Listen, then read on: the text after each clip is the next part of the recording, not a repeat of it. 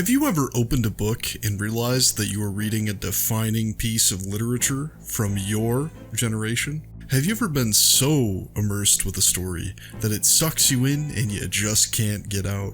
Have you ever considered your life changed by an intimate story with a memorable cast of characters? And most importantly, do you think that you've ever read Peak? You know what? You probably think you have, but buckle up, because Peak was subjective until September 17th, 2023. If you haven't figured it out by now, or you're simply living under a rock, we're talking about the modern odyssey, Kagurabachi. A story this massive can't be handled by one person, and I'm a big dude. So today, I'm joined by Moogie Mikey. Thanks for having me, Jotpla. Now, you may be asking, what is Kagurabachi? Well, let us tell you. Kagurabachi is an action-packed tragedy, exploring the depths of revenge, loss, and the friends you make along the way. Our hero. No. Our Chihiro. No. Our inspiration takes to the train with his uncle Shiba. Their destination? To find a group of evil sorcerers, known as the Hishaku. And this isn't just your standard tale of revenge, no. This time it's about katana and what it means to wield them. So, by now, you know some of the motive. But who is the man? The man known as Chihiro. He is him. He is a demon. This shit don't mean nothing to him, man. He was swinging swords while y'all were shitting in Pampers. Hell, he was swinging swords while he was shitting in Pampers. He's just a young prodigy with a passion for sword fighting. Now, his love for great swords didn't just come out of nowhere. His love was passed down from his late great father, Kunishige, the greatest sword cook of all time. And oh boy was he cooking some top shelf shit, some top shelf Kagurabachi. Even though he was the father of Chihiro, he was quite different. He was a man who loved goldfish, not the snack that smiles back, but the pet that does jack. He had 3, and he almost ate them, but luckily his level-headed son steered him in the right direction. Often Chihiro was ostracizing his father, like questioning his fashion, while delivering important messages all at the same time. The shirt might have said, "It's always sunny," but that attitude is what led his father to his demise. He was too easygoing. He let his guard down, and Chihiro had to pay the ultimate price. Kunishige didn't just make katana. No, he made the greatest katana. Blades that ended wars and did cool magic shit that spawned floating fish.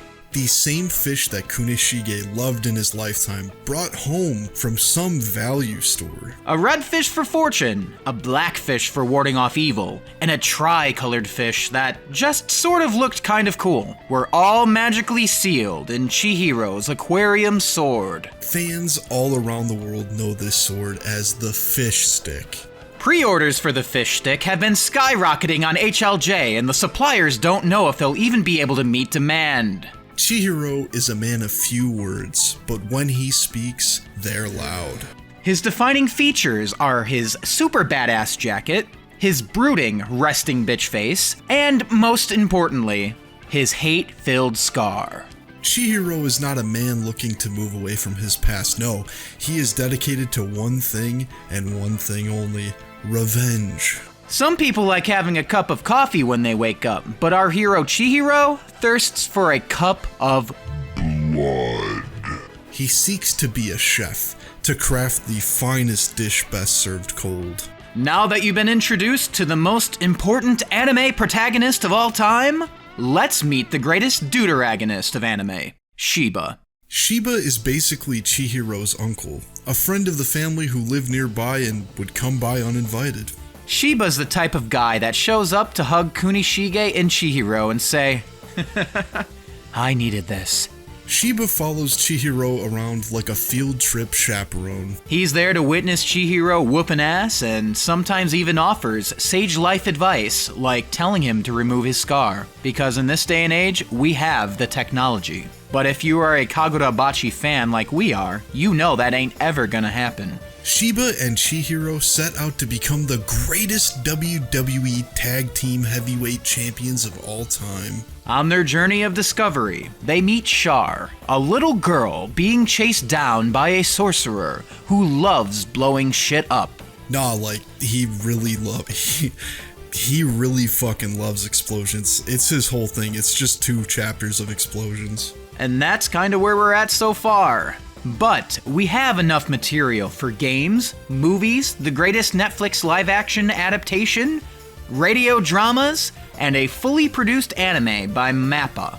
No joke, I kind of hope that last part happens, and maybe we can get him in Fortnite too? If for some bizarre reason you think the story sucks, first of all, what the fuck is wrong with you? And second of all, don't worry, because even then the artwork will be sure to win you over.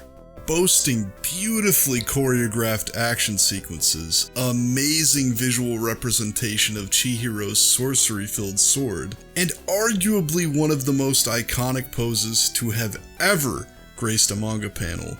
Eat your heart out, Toriyama. We don't even have to talk about the fan service, but we're going to anyway. There's a little something here for everyone. Brutal action for the classic shonen fans, Kunishige's dad bod himbo energy for those who might be so inclined, and most importantly, we have Chihiro's iconic black duster jacket. Forget the Montclair bubble jacket, this man is a trendsetter.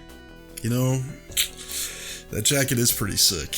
I'm about to go check Goodwill for that 1980s Blade Runner ass jacket. All of that aside, Kagurabachi is actually kind of a fun ride. Despite its overbearing edginess, it packs some incredibly beautiful artwork, and its action sequences are very grotesque, which is actually kind of refreshing in this day and age. When the internet was first introduced to Takeru Hokazono's masterpiece, it quickly overtook the big 3. Kagurabachi is the big 1, constantly placing in the top 5. You might have been suckered into reading it by the meme appeal, but then you found out it's the real deal. Sure, it might be super edgy. Sure, it might feel borrowed, but that's okay. There's nothing wrong with a little homage. And with that, we're technically only 4 chapters into Kagurabachi as of this recording, but we do have high hopes for this magnificent coming-of-age story. Don't sleep on this once-in-a-lifetime adventure. Seriously, get in on this series from the ground floor. It might just end up being great. With that being said, I've been Jotpla. And I've been Moogie Mikey, soon to be Moogie Mallard. Keep an eye out for that. Make sure to like and subscribe for future content just like this. I'll be going over Chainsaw Man and Jujutsu Kaisen, and maybe even others. Who knows? You will, if you subscribe. And one last thing, a special thank you to my channel members. This content would not be possible without your support. If you'd like to be a member and possibly get a shout out, you can check out the join button down below. This video shout out goes to TH Revolution. Thank you for being a member for 1 year. That's insane, man. I really appreciate that. I also wanted to thank TH for joining me in a few matches of Samurai Showdown for the background footage for this video. Thanks again, man. But before we go, I need to remind you to go download the Jump app and read Kagurabachi. Seriously, you should get to that. Quit lacking. Fuck's wrong with you?